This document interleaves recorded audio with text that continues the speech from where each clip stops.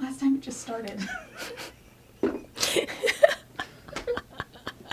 You know, we're new to this. Can y'all see me? Can y'all hear me? There, that's me. Yes. I just want to make sure everybody can hear me and see me. Give me a thumbs up if you can. And let me know in the chat if the sound is bad. Like, so can everybody hear me pretty well? Just give me a thumbs up or let me know. Because I can be closer to the mic. I just want to make sure you guys can really hear me when I tell you everything. Little Red Riding Hood.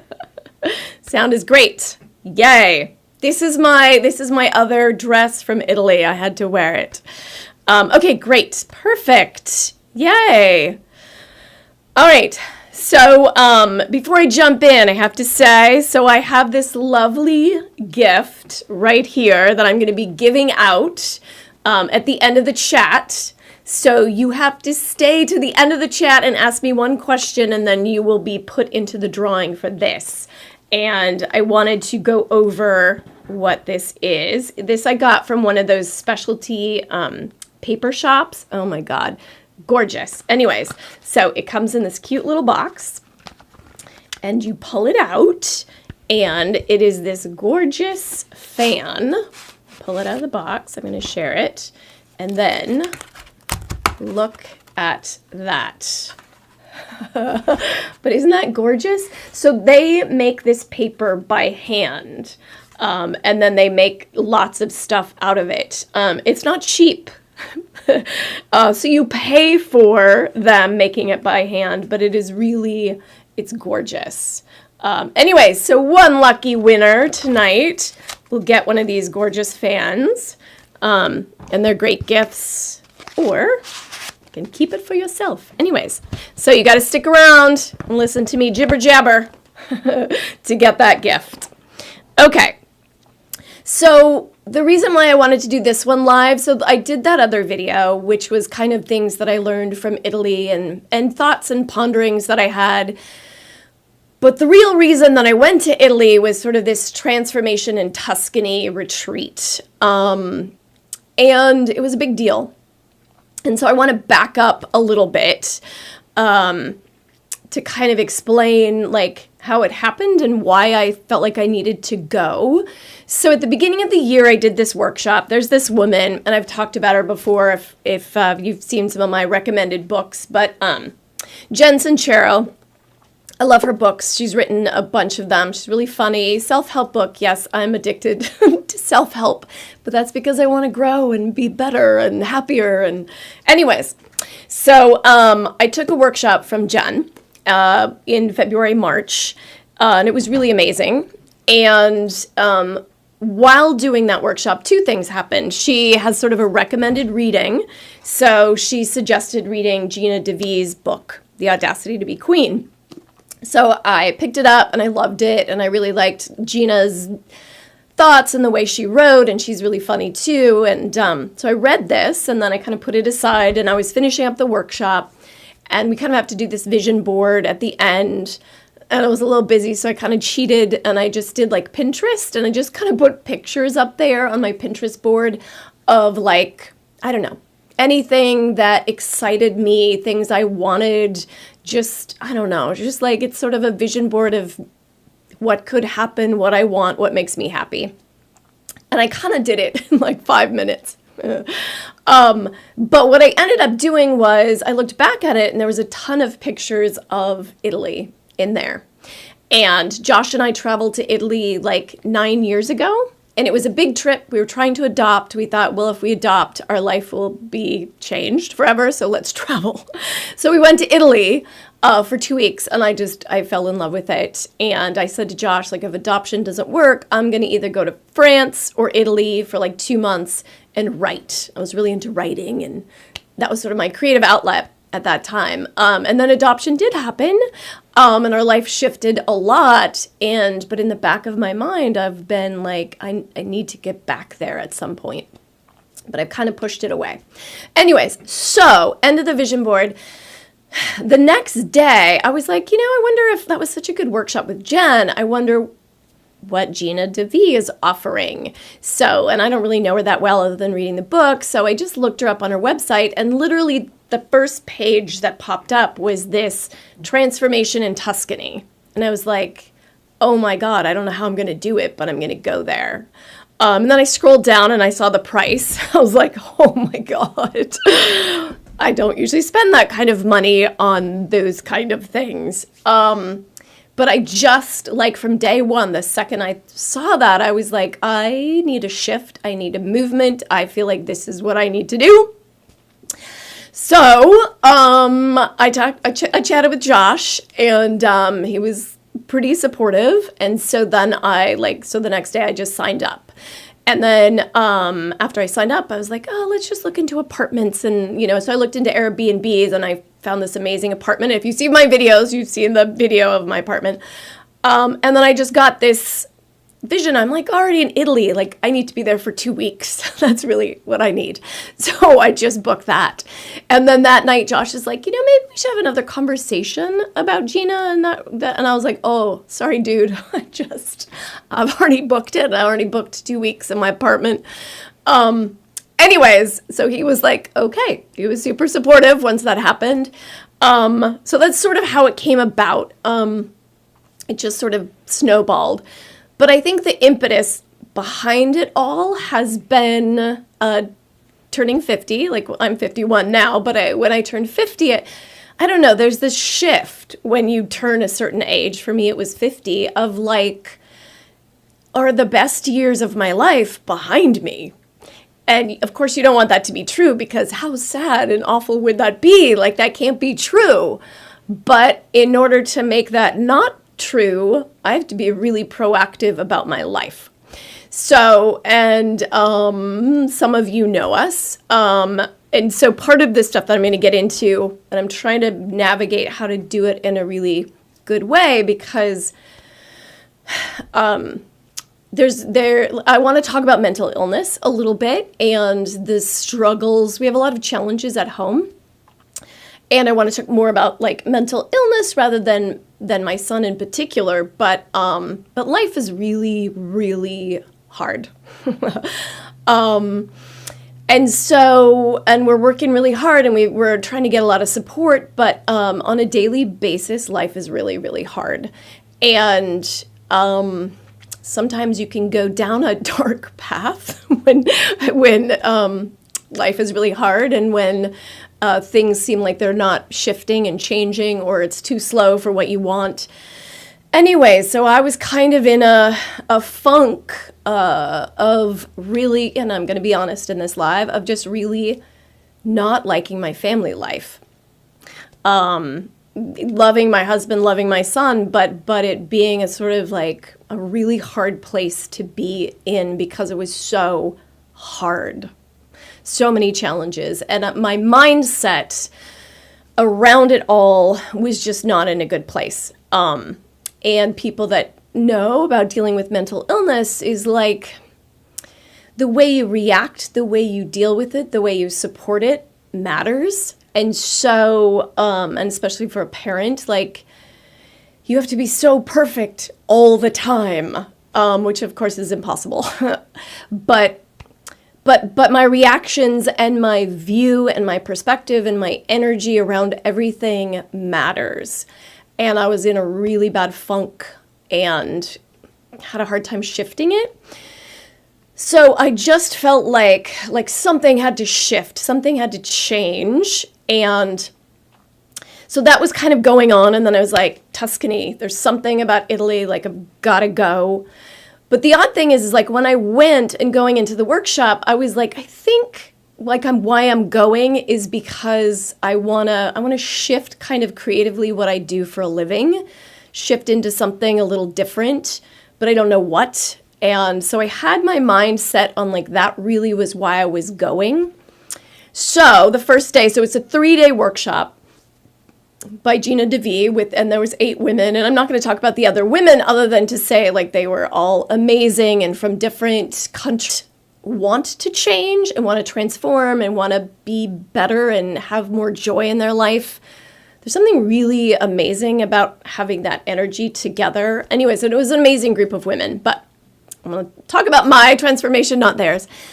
But so the first day, it's 3 days. The first day we go and she's, talking about like some emotional perspective, different things like that. And she started with me, because I was just laughing earlier, but I'm a bit traumatic because I'm an actor. So introducing ourselves, like I mentioned that my life can be sort of hellish at home sometimes. So she's like, I'm going to start with you because your life is a bit hellish. I was like, okay, well, that makes sense. But I didn't really think I was there for that. But obviously I was. Anyways, so the biggest thing, and I did get some business creative stuff that I'll share with you. But the first day, she really dealt with me, with my transformation around my family life and my life around mental illness and a changing of perspective and sort of not a kicking me in the butt kind of thing, but like really flipping it, which I've talked to other people before and, people sort of put a positive side on things, but like, when you're in the thick of it, that doesn't help. So I didn't expect to come or to go to Italy for that. And I didn't really think it would work. Like, I was like, oh God, she wants to talk about my life and, and no one can help me around that. And they have no idea what it's like at my house. But I swear to God, like, I have been in a different place around it. She's very spiritual, and sort of the first thing she really talked about is like the amount of work that I have to do on myself and sort of you could say spiritual, you could say self-care, you could say whatever, but the amount of work that I have to do to show up in a place where I can really embrace my life and what's happening around mental illness is a lot. So she's like, you got to meditate half an hour in the morning, you got to meditate half an hour at night. And then I was like, whoa. I was like, if she knew me before, like I was a meditator back in the day, like I did Buddhist meditation, Hinduism meditation. I did a lot of meditation. I even went to like a 10-day retreat, silent retreat for meditation. And then I had a really bad experience with a spiritual teacher, and he used to meditate all the time. And I was like, well, if he's that messed up and he meditates, then I refuse to meditate ever again. That was sort of and she was like, okay. I did explain that to her. She was like, wow, well, you gave him way too much power. And yeah, that was a lot of meditating. So she introduced a different kind of meditating that's a little bit more guided, visualization guided, and I've downloaded some different meditations that's way more interesting to me. It was really hard for me to sit for half an hour working on my breathing like that. I did that for years and years, but this is more of a visualizing, like one of the ones that I do is very, like it's a half an hour, but it goes pretty quickly, and it really tries to change your mindset and put you in a much more proactive, interesting place. Anyways, but she was like, you have to raise your frequency, you have to go to a spiritual gym, whatever it takes, so that you can be at the right level to live your life. Because where I was before was pretty down, and my bandwidth was pretty thin, and so if shit hit the fan, whatever, it pulled me down pretty quickly, and made me really depressed and like, oh, nothing's going to change, and oh my God, our life is horrible and awful, and it was rough. There would be rough moments. My job and my excuse me, I'm still a little bit sick from Italy. So the idea that I have to put in the work, so I have to get up earlier and I have to put in the work before he wakes up so I can show up. But also the idea of how he and what's going on with him is really a conduit for me and my spiritual journey, and that there's a much bigger picture. And I'm trying to think of like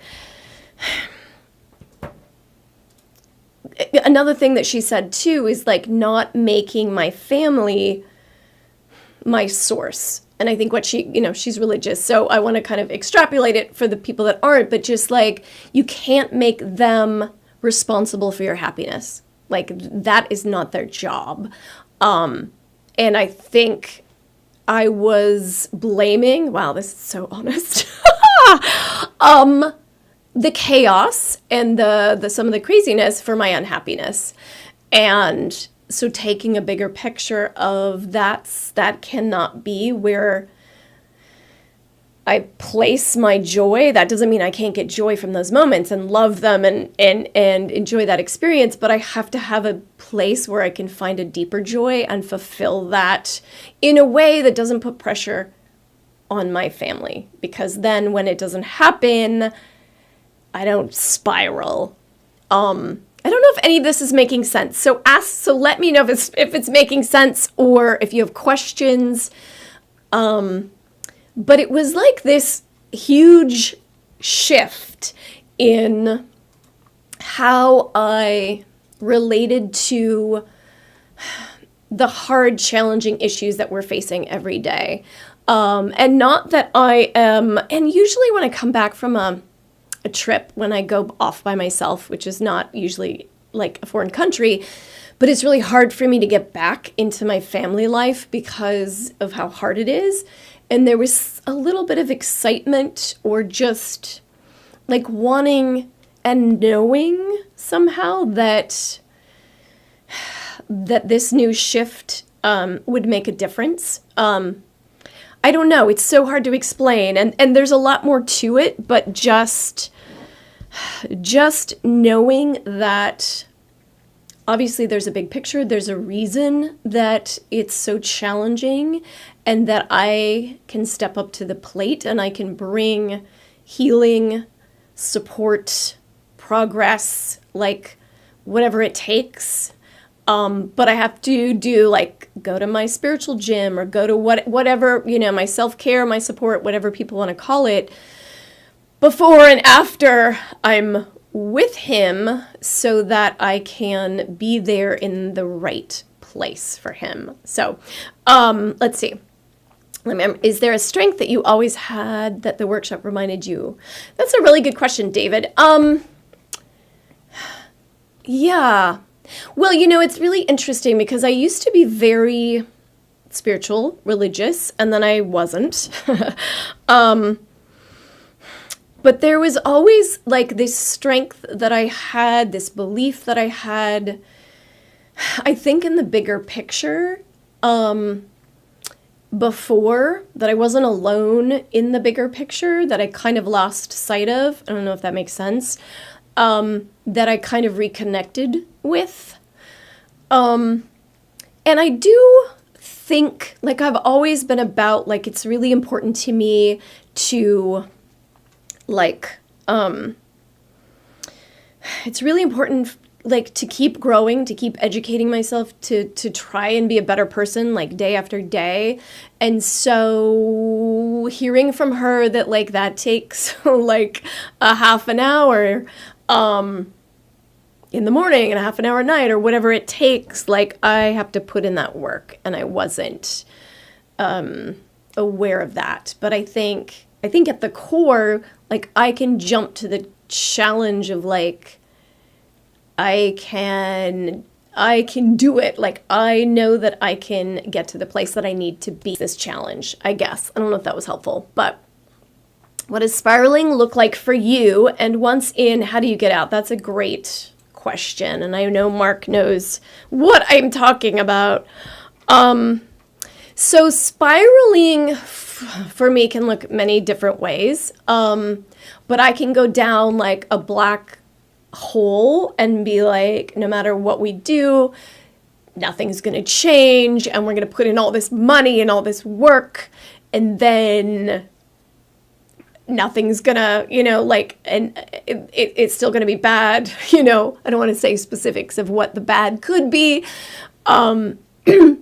But I get in the spiral of like, nothing helps, nothing works. It's going to be the same. My life is horrible and it will always be horrible. I'm also really dramatic, so I say really crazy things to myself, like, intense, passionate, like, oh my God, my life is terrible and it'll never be good. And, whatever. But so I can go down that.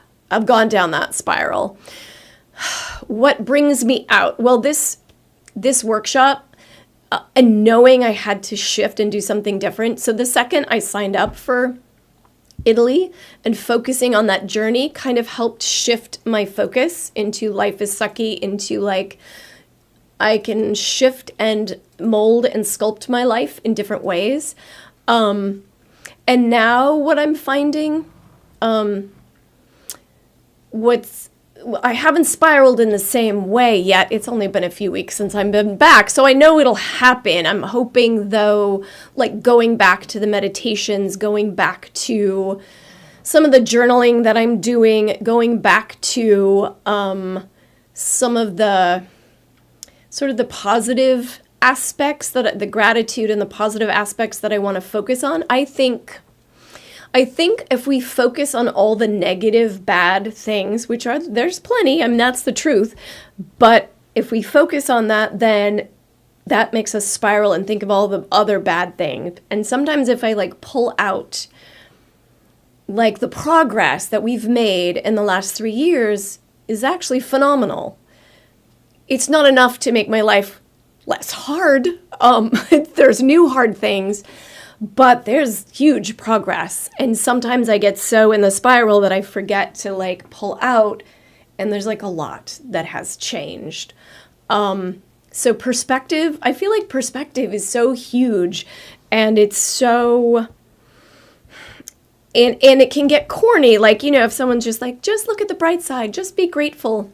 That can feel really crappy and corny because it feels as if people aren't validating like how hard, and I know like how hard things can get. But I think in a deeper way, perspective and pulling out and seeing the progress and also knowing that we have more power and control than we think we do to shift some things is important. I don't know if that's helpful, but that's what I'm trying to figure. Like, I feel like I have more power to change my life than I thought. And I've always been about power and change and everything, but I think we have to, especially when we have really difficult things in our lives that may always be there. And I think you do this too, like you make films, like there's ways we have to carve out so that our life can be filled with also passionate, wonderful, joyful outlets that give us the capacity and the vibrance and the frequency, whatever that we need to tackle the hard stuff head on in a maybe more joyful, grateful way. I don't know if that's helpful. Would you recommend for people who are having a rough time with family or life in general, want to get out and reconnect with themselves, but maybe can't go to Italy? Yeah, not everybody can go to Italy. Yes. I think that's a great question, Emily. Like, and I think that's the thing too, right? Is like everybody has, their lives are hard. Mental illness is one aspect, and a lot of people are affected by mental illness. We just don't see it. But also, even if you don't have any mental illness in your family, like life is hard. So yes, I think what I'm learning is there are lots of ways to create what kind of the speech is like these spiritual gyms. and they don't have to be religious, but what they mean is like this place to go where you build up your capacity to handle these things. So whether that's like listening to music that pumps you up, whether that's going for a walk in the woods, whether that's journaling, whether that's like chanting mantras, whether that's like a place you go that fills you up, that makes you feel good, so that you can deal with the stuff that's hard. But I think also who you surround yourself with, Emily, is like huge. So surrounding yourself with people that pump you up, that support you, that don't bring you down, I think is really important too. And then, like, let's say you love Italy, but you can't go. Like, I am so into fun things. That's like what Creative Joy is about, is like, which I'm gonna do, is like, go out for a cappuccino and a croissant, right? You know, and play Italian music, you know, or learn some some flamenco, or listen, you know, whatever. But I feel like there are ways we can carve out little moments that bring us joy, that can fulfill some of our desires if we don't have the time or the money or the space to go to Italy. But also like figuring out like, what are your desires? What are your wants? Like, and give yourself some permission to have some of those, because life is so hard. And I think for me, like, I don't want my best years to be behind me. I want to be like the next, you know, I don't know how long I'm going to live, but I want it to be fun. And someone said, I think maybe Gina even, it was like, you know, you're going to regret more of the things you didn't do than the things you did. So start doing the things that you really want to do, in some capacity, at least. Do you think you'll be able to keep up with the meditation, optimism? Any tips on self-care habits? Sometimes I get into self-care stuff and then I forget about it. Yeah, that's a hard one. And I think, so do I. I mean, or life gets busy and you like meditate for 3 days in a row and then you're tired and you sleep in, right? That stuff happens. For me, I think I'm finding, like the other day, I slept in. And I didn't get up. I got up sort of at the time that my son got up, and I was off. I was not in as good a space. So I think for me, I'm finding that I have to, if I really want to show up in the way that I want to show up, and feel good for the rest of the day. So I'm trying to make it a non-negotiable. But I think also, like, I found a meditation that's more fun than, I think if I had to sit there and do it in the way that I used to do it, it was really boring for me. So it's really hard, and I'm not a morning person. So getting up and doing really boring things, then that's what I read too, is like, I'm not an exerciser. I know that I have to, and that's the next thing I'm working on. But if I have to get up early to exercise, I'm not going to do it, because so getting up and your self-care routine, somehow having some fun, some joy infused in it, is going to make you want to do it, rather than like self-care stuff that sucks and you're not going to want to do it. So thinking about that. So, okay. So anyway, so that was day one, and that was a huge shift. So that was like the biggest stuff that I kind of took away from it. She talked about a lot of different things. And one of the things people ask me about, so I'll kind of touch on it and see what you guys think. So a lot of the self-help world right now is really into manifesting. I don't know if you know what that is. It's like The Secret, that book that was really popular for a while. And I didn't like The Secret when it first came out. I was like, oh, this is stupid. I don't believe it.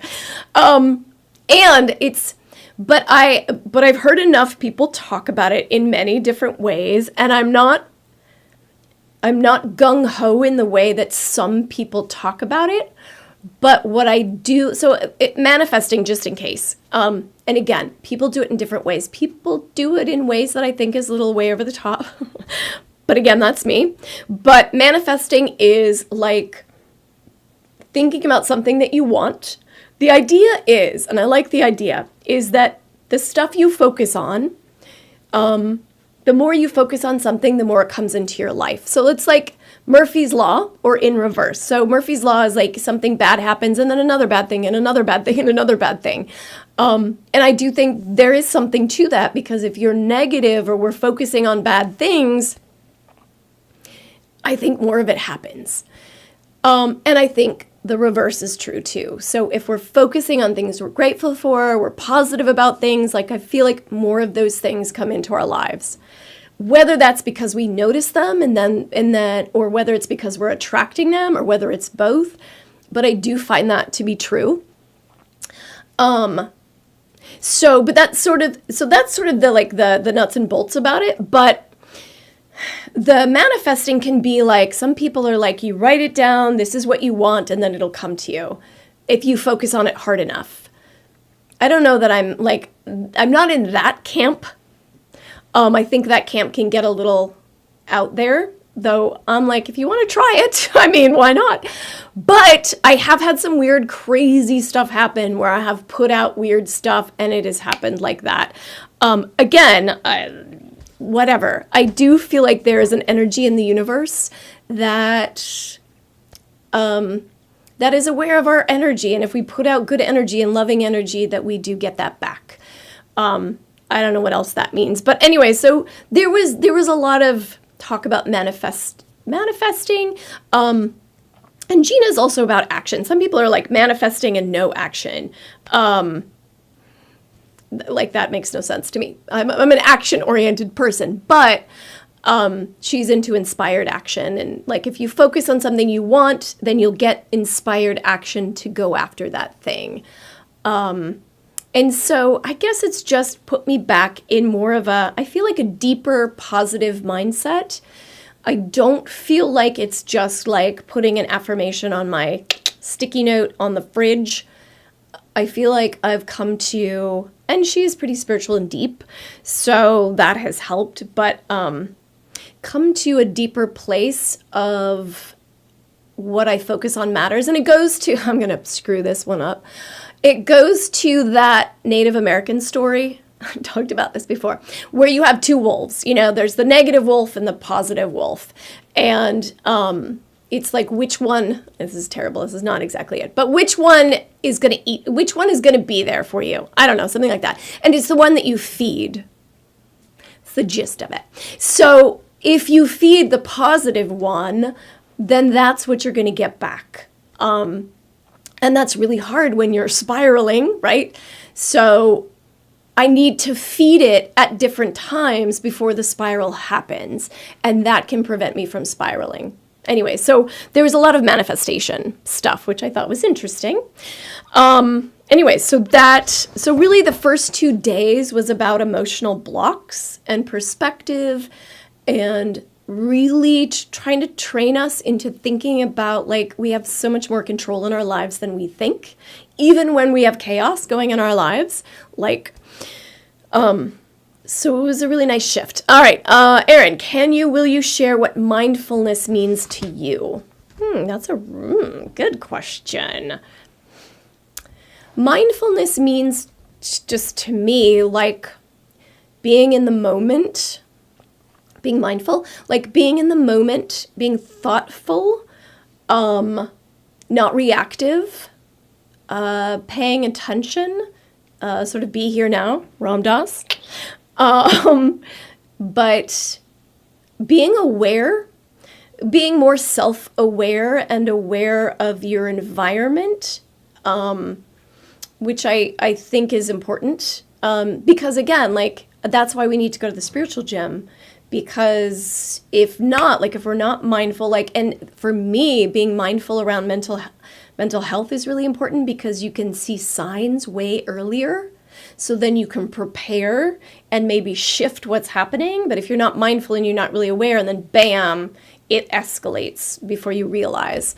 So I find that I'm at least a little bit more mindful when I go to the spiritual gym and I'm in that space where I can be more mindful. I don't know if that answers your question, but out these emotional blocks. And she's a business oriented person, but the idea is like we get in our way more than nobody gets in the way like us, like for ourselves. And so really trying to shift and get out of the things that are getting in our way so that we can accomplish whatever it is we want. And everybody wanted different things. Some people wanted to make more money. Some people wanted more time. They were working too much and they wanted more time for family. Like everybody wanted different things, but we're all getting in our way. And so the first 2 days we're really working on that. What the heck is a spiritual gym? Good question. I think it means different things to different people. The way I'm using it is, you could call it a self-care gym, maybe, but it's the place, it's what you do to fill up your own bucket. It's what you do to put yourself in a really good space so that you can deal with everything else. So for me, my spiritual, and it's to put you in a really high positive frequency. That's a weird word too. It's just a word that they use. But it's a place to go. So like if you go to the gym, that's a place you go to work out your muscles, to get healthy. This is a place to get spiritually healthy, or self-care healthy. So spiritual gym for me is meditating to the meditations that I like now, journaling, listening to podcasts that are uplifting, supportive, self-help, reading self-help books that I find helpful, sometimes listening to music and dancing around my place. So things that get you into a good space where your bucket is full, where you feel good, where you're able to give a lot more to everybody in the environment around you, so that my bandwidth is much thicker. I have a lot more to give and deal with the mental illness that sort of strikes. Anyways, I don't know if that's helpful, but okay, so that really was the first 2 days. And then the final day was business. So that I don't have to get into too much, but it was really proactive. It was like, what do you want? And then we all made business plans. The epiphany she had for me, which was, duh. Like after she said it, I was like, oh my God, duh.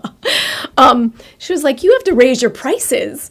And I was like, oh my God, I haven't raised my prices since way pre-pandemic. I'm not paying people as much as I want to pay them. I want to pay myself more. Why have I not raised my prices? Like it was just like this. It's so funny sometimes where you just need someone to look at the bigger picture and go, do this. So that was kind of a weird thing, but I was like, oh my gosh, like I don't charge that much for how much I give. So, anyway, yes. What are we saying about hair? Heavy hair, heavy heads. What are you guys talking about? I have no idea. But anyways, chat on. So anyways, it was just like super practical. The thing I really like about Gina and even Jen is like a lot of mindset perspective stuff, but also like super practical. So she had me figure out like where I'm going to change my prices, what my business plan is. The thing that I didn't shift and figure out yet is like what else, where I'm going, what else I want to do, what I really thought I was going there for. I haven't quite figured out yet, like what my next chapter is work-wise. I'm kind of shifting, but I feel like that'll happen, especially if I go to my spiritual gym every day. I think that I'm going to get insights and follow that stuff. So, but for me, to be honest, like, so my thing is like, I want to make more money. Like I have always done what I love and I've always made money and it's always come, like enough of it. But, team of doctors, mental health is not cheap. And I want to travel more and I want to experience more and I want to pay people more. Like I just want to, I want to do more, give more. And therefore I want more. So sort of that was my shift, is like, I want to make more money doing what I do. And I work really hard and a lot. And I want to, see a result. So that was kind of so that's, my honest answer there. So that was kind of how she was helping. I don't know what's coming up. But that's sort of my future, is trying to figure that stuff out. But anyway, so that's sort of the gist of it. The business side is hard, yes.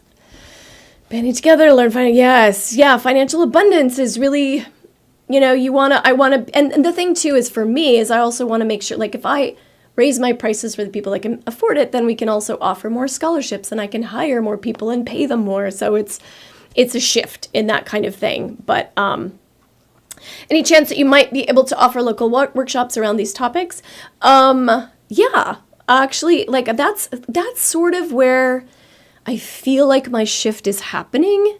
That's sort of where creative joy came out, because one of my things that I love to do, and I teach acting, that's my main thing, right? But even in my intermediate, advanced, older teenagers, like we infuse so many life skills and empowerment stuff. It just starts so young, where we lose our power and we give our power away. And so like a lot of those skills, like I'm teaching them as well as acting. So that's where my love is too, is just that kind of stuff. So yes, stay tuned. I feel like there's going to be more and more of that kind of stuff happening as I shift. So yeah. Okay. Any other questions before we do our contest? Where do I want to go next? That's a great question. I was just thinking about that. So I feel like I'd love to go back to Italy and see, I was sick, so I was stuck in Florence.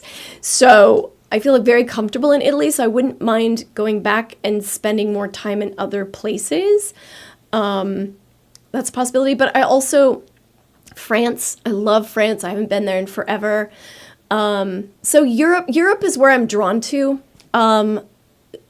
But like, I don't know, like the art and the, that kind of thing. So, and maybe there's other, like Josh, my husband, is more like attracted to like Costa Rica and South America and, and jungles. And I'm like castles and, and architecture. And did I say the word right in this one? And like, and art and, all of that stuff. So I don't know. That's sort of where I'm drawn. So, but I do want to try. Like that was the most amazing trip. So I do want to travel more. When I did get back, my son did say, "You are never." The first thing he says to me, "You are never ever going away for that long again." And I said, "Okay, so maybe I'll do like one day less next time." But it was a nice amount of time to really transform, to really make a shift. It was amazing. Let's see, any other questions before we give away our thingy-majingy? What? Yes? No. It may take a minute. I have a question. I'm struggling to articulate it. Okay, all right. Take your time. I know you're slow. I'm just kidding. I know, Mark, so I can say that. You just keep going. I'm just going to, show off the fan. I just love it. They just take so much care. With all these beautiful products. I mean, you pay for it, but it's worth it. I feel like art is worth it. Art is always worth it. Okay, keep articulating. Dun, dun, dun. La, la, la. More travel vlogs with me. What? I asked more travel vlogs. Featuring me? I'm like, yeah, maybe. If you come with me and do my hair. Yes, don't wait for me. Slow me. All right, you take your time. We can give this away as Mark is formulating his, we don't know what kind of question. Now you're making me nervous, Mark. Mark's already asking. I would love to visit you, Jillian. You know what, Jillian? I feel like there's someone else in Houston. There's someone else in Texas. I'm going to figure that out so that we can come. Okay. All right. So here we go. So what we're doing is we're putting your names into a wheel, and we're going to spin the wheel, and then whoever gets it will get this. Can you see me or the wheel? You. Okay. I can't see me, so I have no idea. I have no idea what's happening right now, but that's okay. Okay, there we go. Let me just share some other wisdom that she shared. While we look, I fill up this, one of the ways that she had us journal that I thought was kind of cool, if you're into journaling at all, was, and I liked it because it started out like artist pages, the thing that I love to do, but it's like 3 pages, but the first page is, are we spinning already? Oh my God. Okay, here we go. Spin. Okay, it's spinning. David, you are the winner. It's too bad you couldn't see that because it was hilarious, David. And there was confetti and everything. All right, I know where David lives. I can personally bring this to David. All right, your daughter might live this too. It's gorgeous. All right, David, you are the winner. Yay! Okay, I wanted to explain the journaling thing, and then we'll do last questions. So the journaling thing that I like is, like, the first page is stream of consciousness, like whatever's in your brain, you just kind of get it out. The second page is everything that you're grateful for, everything positive, anything you can be grateful for at all. And I always say, like, it can be big things, but it can be small things. Like, I really like my pillowcase. It feels really soft. Whatever. But things that you're grateful for, and you'll build and you'll get the bigger stuff. And then the third page is, like, dreams. Like, anything, like what are your dreams? And I feel like as, like, little kids, we used to dream all the time. And then as you get older, they're like, okay, stop dreaming, get your head out of the clouds, be a grown-up, be a whatever. But, like, I feel like we should never stop dreaming. Like, what is wrong with dreaming? And I think out of dreams, we can figure out how to make some of those things reality, whether even if it's just, like, aspects of it. But we shouldn't stop dreaming. And I used to be a big dreamer. But, dreaming brought me out to LA, which brought me to Josh, which brought me here. Like, dreaming has brought me a lot of things. So anyway, so the third page is like dreams. Anyways, I think it's a really fun way to journal and just kind of, I don't know, get a sense of what's going on in your life and also be a positive thing. And then you can look through your dreams and, like, what things could you make happen? I think those are important because we get so stuck in, like, our daily lives and we forget and we just get through the day. And then at the end of the day, we're like, oh my God. And then we have another day. So, like, I feel like we have to step back and dream and make some of these things happen or our lives go away so quickly. All right, Mark, did you finish the question? Emily likes to keep her head firmly in the clouds. I love it. I live up there with you. Yay. All right, Mark, how's it going? Are you writing an essay? We don't know. Okay, well, since we're waiting, no, I'm just kidding. Okay, I find that when I'm in the presence of great feeling, like at someone's sickbed, or seeing someone truly happy, like a wedding, or when you see someone make a real sacrifice, or when I go out of my way to help someone, that doing that gets me out of a spiral. Is that strange? No, I think that's brilliant.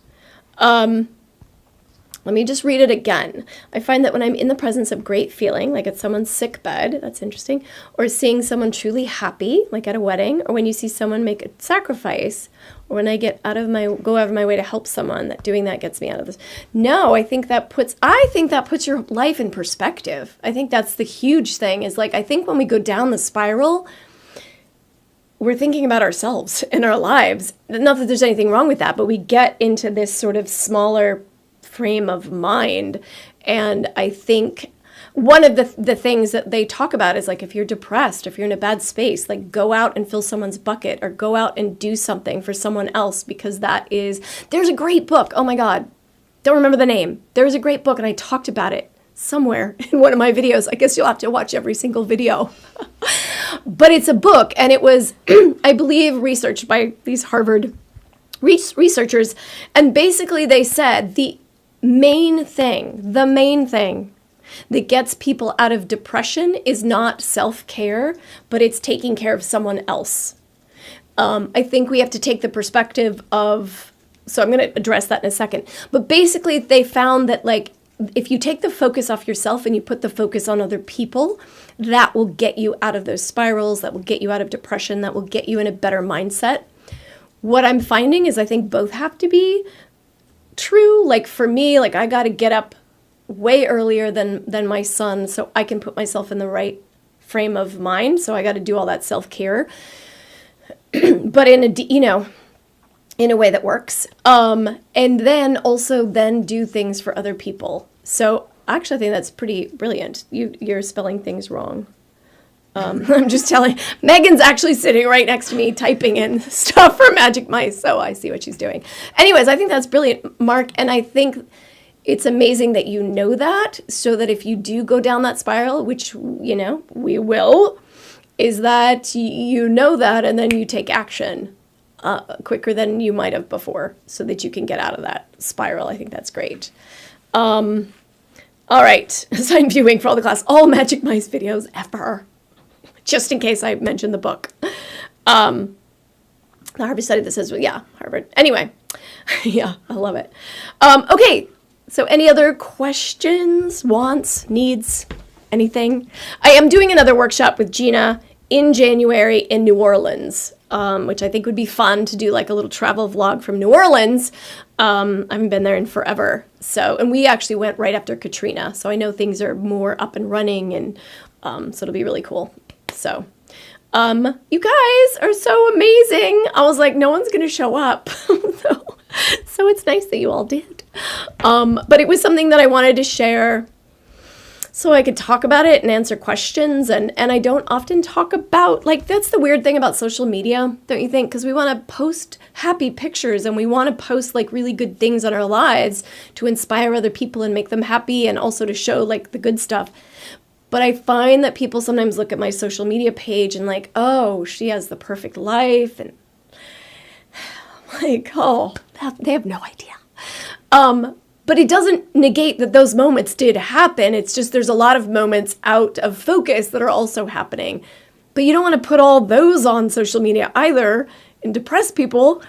So like finding a balance of like telling the truth and talking about mental illness and like the challenges that we all have. Like that's the thing is like, I don't want to talk about these skills and this self-help stuff if people already think that I have my crap together. Because then it's like, well, of course she can do it. She has no challenges. Like it's so easy for her. And so I want to be honest about like, it's not true. And the reason I'm doing all of this stuff is because of that, because of how hard life is and all the challenges and all of that stuff. Anyway, so that I think that's why I wanted to connect on here. Thank you, Mark. The last Italy video was amazing. Yeah, it's like, I think being stuck in Italy for that last week and just walking around and really trying and just absorbing, I really got a lot. Like it was a much deeper trip than I thought it was going to be. I had a lot of fun, but it was deep. I got a lot from it. So I encourage anybody to travel as much as you can, if you can. Because I feel like and I think there's something about, if you can afford it, there is something about foreign countries because people do things differently than Americans. So it is so wonderful to be around that mindset, even if it drives you crazy and I'm like panicking that I'm not ever going to make it home because I can't get a taxi. But it's just such a different, just everybody does things differently and we get so stuck in the American way sometimes. And so traveling is really, really nice. So I encourage anybody and everybody to do it if you can. So Emily says, thank you for that. Nobody's life is perfect. Yes, as I know, that's true. And I think we have to remind ourselves when we go on social media, like, because that can get depressing too. So I limit my social media as much as I can. Just because of that too, just to, whatever. So I don't know what else to say other than I love you guys and thank you for watching the videos and checking in with me and being supportive, and I support you guys and it's been fun. It's been fun sending prizes and sending postcards. Hey, did anybody ever get my postcard? Did you get it, Jillian? Did you get my postcard? It said it would take 5 days and it cost like $5 to send a postcard. So, I want you to get the freaking postcard. So hopefully, anyways, maybe she's not there. Yes, not yet. Will you please let me know if you get it? Okay. Anyways, yes, I hope you get it. Oh, okay. Well, anyways, okay. Good night, all of you. I love you all. And, yes, post about it. And I did send Jillian, you also are getting that package. So post about that when you get that. So, Mark, you didn't win any of the prizes, Mark. You got to play. You got to play to win. So there. Okay. Love you guys. Bye.